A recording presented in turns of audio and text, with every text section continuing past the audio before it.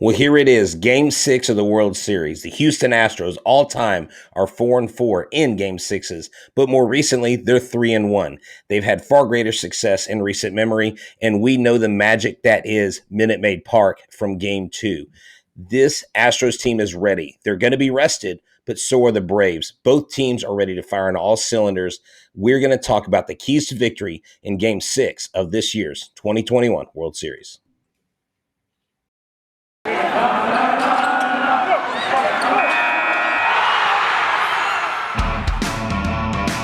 Hello and welcome to Locked On Astros, your daily Astros podcast. Here are your hosts, Eric the Man Huysman and Brett H-Town Wheelhouse Chancey.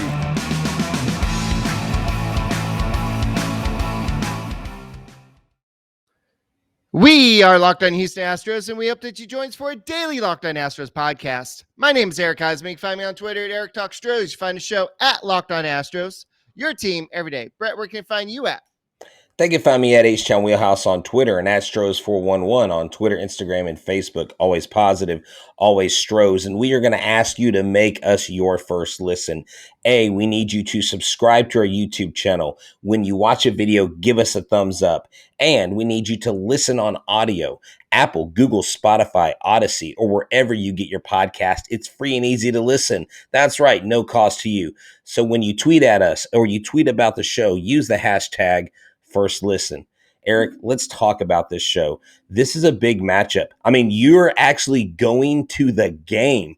This is a game that before Game 5, you were like, well, I might miss out on a World Series game in 2021.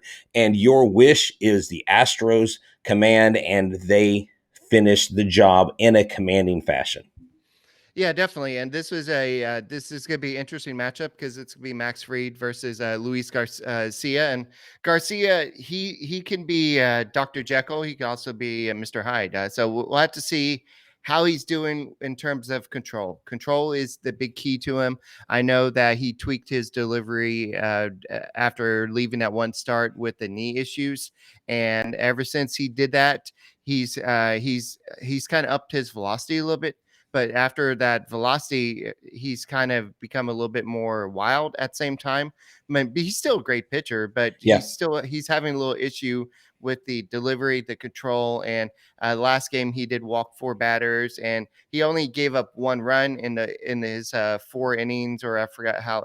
Yes, 4 innings. Yeah. Yeah. So, but still, and with the way the offense was going at that time, that 1 run was basically 8 runs or so. So it just, I think that the Astros offense may have opened up a little bit with this last win. And Luis Garcia, I know he's going on short rest, but I think that he only threw 72 pitches this last time. I think that we'll see him kind of, now that he's seen the Braves, he knows what to throw him. I think that he's gone over this nerves of, hey, this is a World Series. Yeah, I know what to do now. No, yeah, exactly. And I mean, you are right on point. I watched his presser today, and he was asked if he was worried about going on short rest. He said no. He said, I'm going to go out there. I'm going to give it my best, do whatever I can do to help the team win.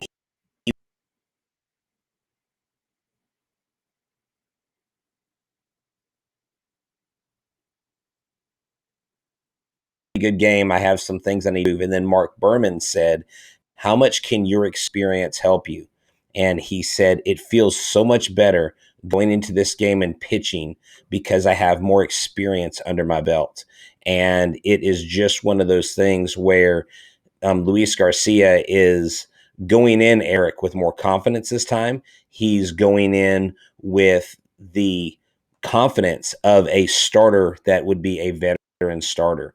And Danielle from the Chronicle during the presser mentioned that he was one of the only Astros pitchers to keep the Braves in the ballpark. So I thought that was an interesting tidbit there. You know, Max Fried, last time he pitched was that Game 2, and he didn't pitch terrible, but the Astros did enough against him. So that gives, I think, Astros fans a glimmer of hope that if their guy is on and they're still able to find a chink in the armor, that bodes well for the Astros. If Luis Garcia just pitches better than what he did last game, then that's a recipe for success. Yeah, I know, and definitely. And Dusty Baker also said today that he'd rather not pitch Jose Urquidy in relief in Game 6.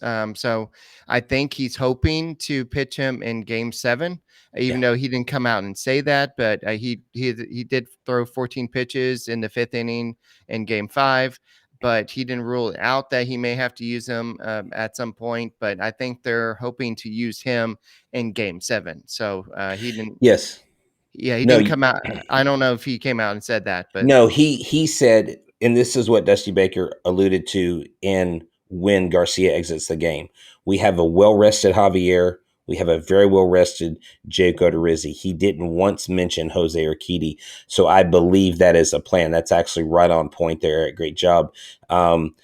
Dusty Baker is confident in this. And another thing that Dusty Baker talked about, they asked him about Phil Maton. They said, what do you think about him? What impresses you about Maton in the playoffs? He said his ability to get out without throwing for a super high velocity. The fact that they don't pick up on the ball as well as they should, and he gets some outs, which he shouldn't get, or people would think he wouldn't get. The bottom line is, he said, this guy has guts, and guts will take you a long way in this game. So there's high praise from Dusty Baker. There's a lot of confidence from the other pitchers, Brent Strom. And after that pep talk he got the other night, we all joked and meandered about what was Brent Strom actually saying? Like, was he laying the smack down on the mound? But at the end of the day, he knows how to get his pitchers focused. And I think that you're going to see a stellar performance from the pitching mound from both teams. But I think ultimately the Astros have the upper hand here. well, Max Fried is on full rest, from what I remember, and Luis Garcia did pitch 3 2/3 innings last time, 3 hits, 1 run, 4 walks, 6 strikeouts. So he wasn't terrible. He did throw the 72 pitches, so he wasn't super efficient. So he is going on short rest. But the Astros, their backs are really against the wall, so they're basically living like there's no tomorrow, and they're not worried about Game 7. They'll worry about Game 7 if there is a Game 7. So they're just gonna. The only pitcher that's really not available for Game 6 is probably gonna be Jose Urquidy, and they're gonna save him in case they need it for Game 7, and that's why they mentioned Jake Odorizzi and Christian Javier as possible options for Game 6. So yeah, Garcia is definitely somebody that they're gonna be looking forward to. I'm still curious why they had to use, like in that situation, why they use Urquidy in Game 5. But Okay. You talking about when they went Urquidy Stanek? You mean well, yeah. Why did they in use game him in the 4? first? Yeah. Oh, okay. Well, because Baker, his post game press conference, he said Stanek was ready right then. They had to give Urquidy a full inning. No, oh no, I'm thinking of Javier Stanek. Are you thinking about when Javier gave up the home No, run? just why did they Oh, bring in? Why did they use oh, Urquidy in the first place? okay. I'm sorry. I went to something completely different. You know what? I don't know. I think that was maybe a little bit of an emergency move, a little bit of like, we have to win this game. We want to play to win. We don't want to Yeah. play to not lose. And Right. so that's the thing there. Eric, to go off on Zack Greinke a little bit, he just, dude, key hits, key pinch hits. But I found a little tidbit about something, and this was a conversation that Greinke had with his minor league coach when he got called up to the big leagues, and I want to share this with our audience. Driscoll said, "Zach, I've been told that you're gonna do one more start down here, and then they're calling you up. Congrats, kid. You've earned it. I'm happy for you." Greinke, after a very long pause, I don't know. Do you think if we ask them, they would let me go back to single A and be a shortstop? I think I can be a pretty good shortstop. Driscoll, after equally long pause, what in the world are you talking about? Are you kidding me? Greinke's response, I think I want to play shortstop. I was thinking I could start at single A and then, work my way up. Driscoll, Zach, this makes no sense. What are you talking about? They're calling you to the big leagues. The big leagues. This is your dream. This is everyone's dream. Greinke's final thought in that in that conversation. Oh, okay. I thought you would find that entertaining because we talked a lot about Greinke on this Yeah. show throughout the season, and what a great guy to get up there, Eric, and to get another hit. I mean, Yeah. just great stuff from this guy.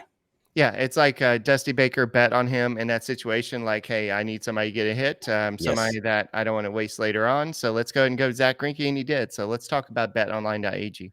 So we're back and better than ever in the new web interface for the start of the basketball season and more props, odds, and lines than ever before. BetOnline remains your number one spot for all the basketball and football action this season. Head to our new updated desktop or mobile website to set up today and receive your 50% welcome bonus on your first deposit.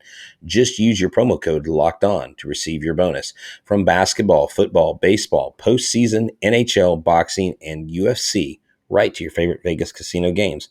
Don't wait to take advantage of all the amazing offers available for the 2021 season. BetOnline is the fastest and easiest way to bet on all your favorite sports.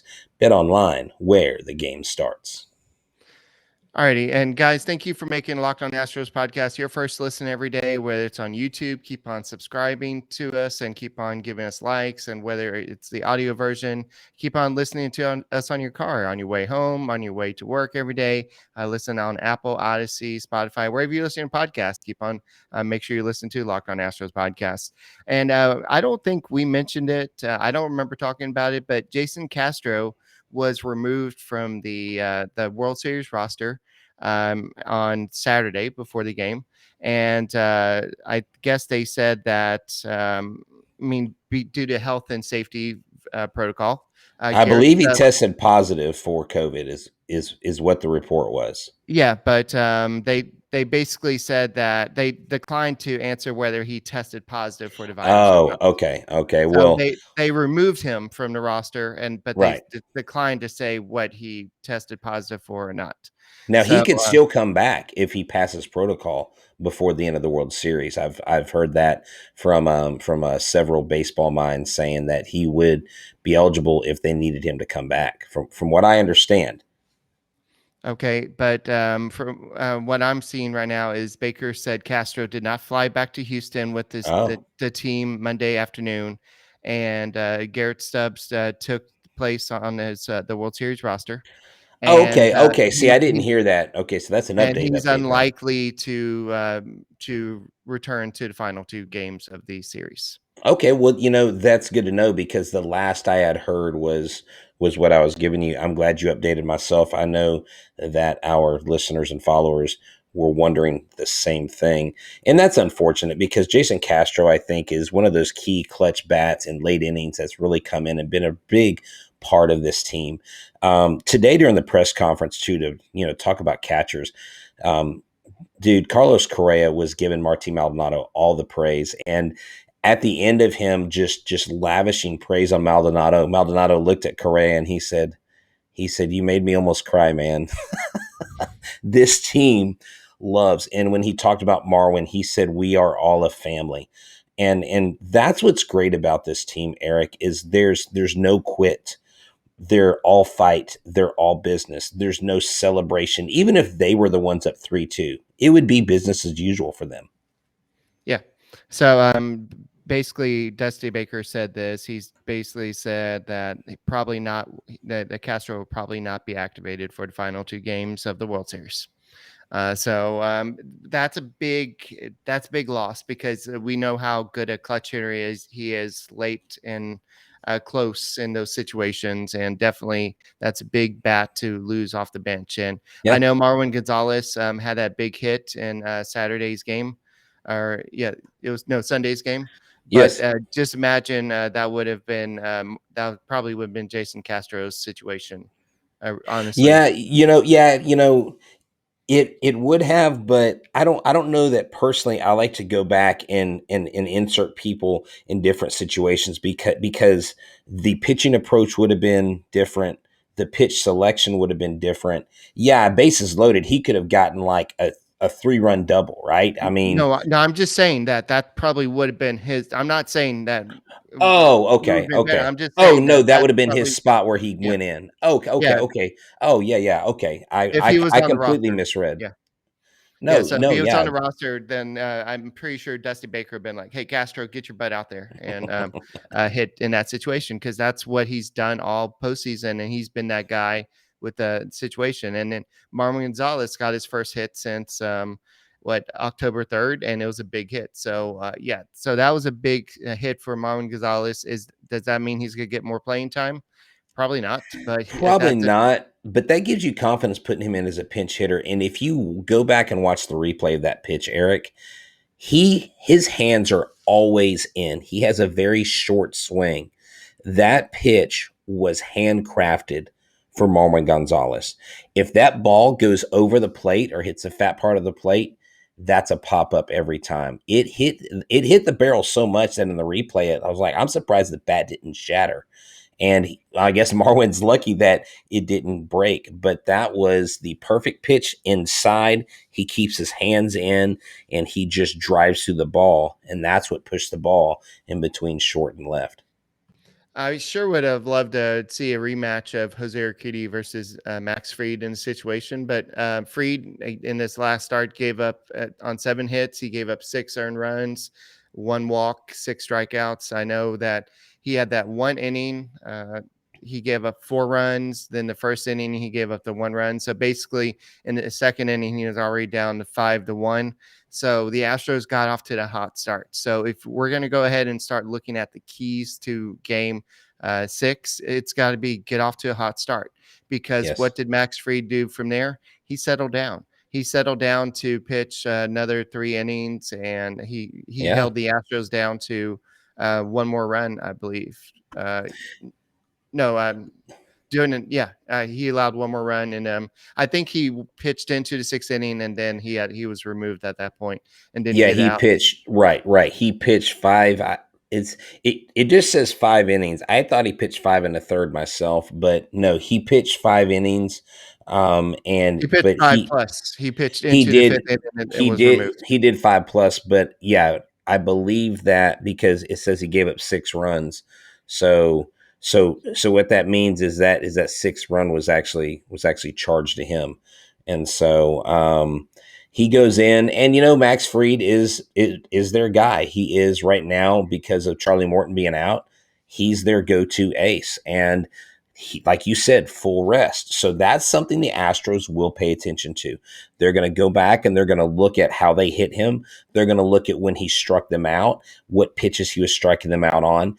And like you said, a hot start. I think a hot start is key because you get Minute Maid rocking. And Eric, I'm telling you, they're going to open that roof, and you're not going to be able to tell that the roof is actually open.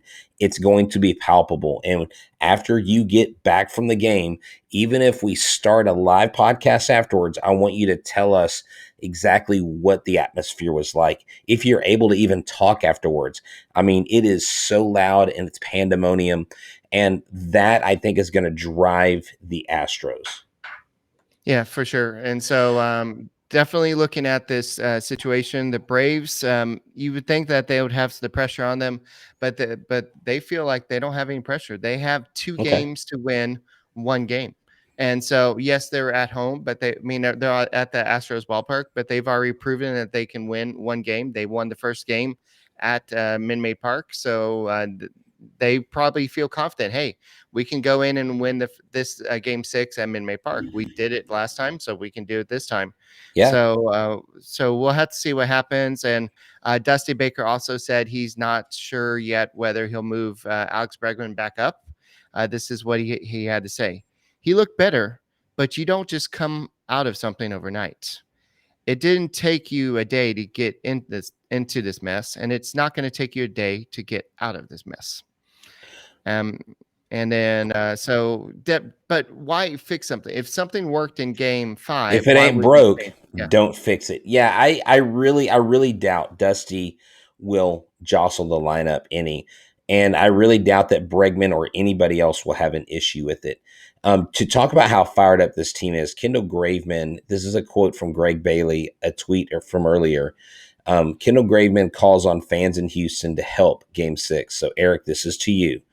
Team battling exhaustion, but they can't wait to get home and give it everything they can. He can't believe they get to play November baseball for the H. So the team is counting on not only their teammates, but the fans. This town. I mean, Eric, think about how key Game 5 victory is. There was 150,000 plus people in the vicinity of the stadium, inside the stadium and outside in the Battery where they all hang out. There was nearly 200. That was like a NASCAR event at Talladega. There was that many people, Eric. It was absolutely insane. And for the Astros to steal that game, they stole that game. The Braves went in command, and you thought they were going to put their boot down on the gas pedal and just not look back. And the Astros team chipped away at the lead. The Astros, if they get momentum, they have to keep the pressure on. They can't let up. They can't watch pitches that go through the zone. They've got to drive. Yeah, about the Battery, I just learned that that's what it's called. But if I saw some pictures afterwards, and people apparently trashed it because there's like beer bottles and a whole bunch of like just wrappers everywhere, and they're like, "Oh, thank you, Atlanta, for." But isn't that the common scene, like any concert, any like Lollapalooza or any of these big mainline concerts, whenever people leave, they never pick up after themselves. They've been hammered drunk, half of them, and watching their team. They don't care. I mean, hey, how many times do you pick up the popcorn bag next to your seat in Minute Maid Park, right? I know I try to, but let's just be honest here. Yeah, that's just kind of one of the necessary evils. But I'm glad that we don't have to play another game there. I'm glad that this team gets to be in the confines. They get to be in their own bed at night. They get to be around their family in their environment. They don't have to worry about weather stopping BP. They don't have to worry about being unfamiliar with the ballpark. All these factors that I think played a role in their losses in Game 1 and 2, the weather as well, those things aren't going to be a factor. I believe the favor is in the Astros, swings in the Astros' way. It doesn't mean it guarantees they'll win, but I still think the Braves have more pressure on them. I know they have 2 to win, but they had a major collapse last year when they were up 3-1, and they could possibly do it for a second year in a row. Yeah. And Carlos Correa, this was after the Game 5 victory, but he said on trying to win it again with Altuve, Bregman, and Gurriel as a super infield, so to speak. He said, "We've just got to keep fighting, keep going, and focus on Game 6. I truly love these guys." And when you hear comments like that, it's like, okay, Correa, if you truly love these guys, why are you going to go? Stay. Don't leave us. Don't leave go, us. Man. Stay. Don't leave us. Yeah, exactly.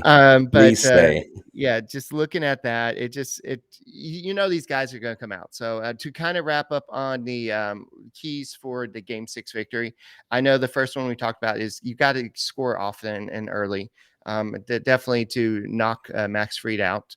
Another one is we've seen on both sides, you got to be clean defensively. It seems like anytime there's an error, the other team seems to capitalize on it. True. We saw that with the Jose Altuve when he reached base on the error. He ended up scoring when the Astros allowed the error. Bregman allowed error, I believe, and then that's what led to the grand slam. So it seems like whenever there's an error in this series, the other team tends to capitalize it. So you've got to be crisp defensively. Yes, and that's why both these teams are here. That's why the Braves are here with 88 wins. And I know I have gotten a lot of stuff, I think, thrown towards our show, mainly at me, because I think a lot of people feel like I don't respect the Braves and what they've accomplished, and I totally do. You're not in the World Series without being successful. I mean, even when the Astros made it for the first time, they had the absolutely worst offense to ever make it to a World Series, but they still earned their way there. They did it with pitching. So at the end of the night, I like what you said.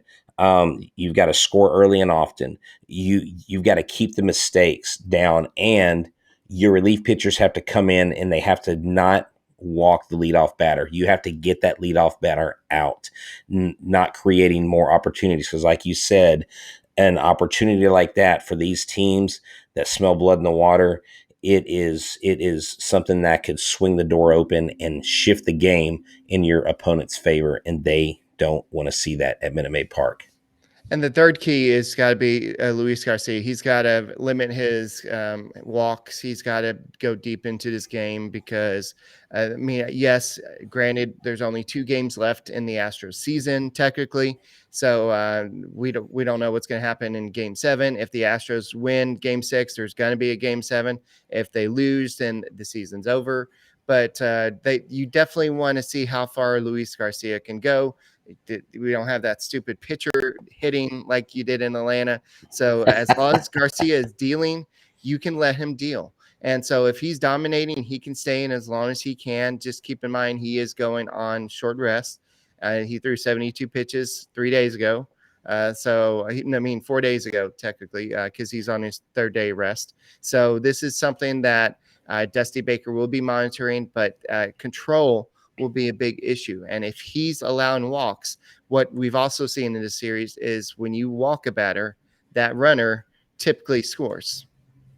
Exactly. So do you think with the left-hander Fried, since they started Siri in center field last time in Game 2, do you think they'll give Siri the start again in Game 6 over Chas McCormick? Probably. I mean, what if it worked in the last game and we saw his excitement and he brought a different energy to that game. Yeah, Yes, true. definitely against Max Fried, and he had some success.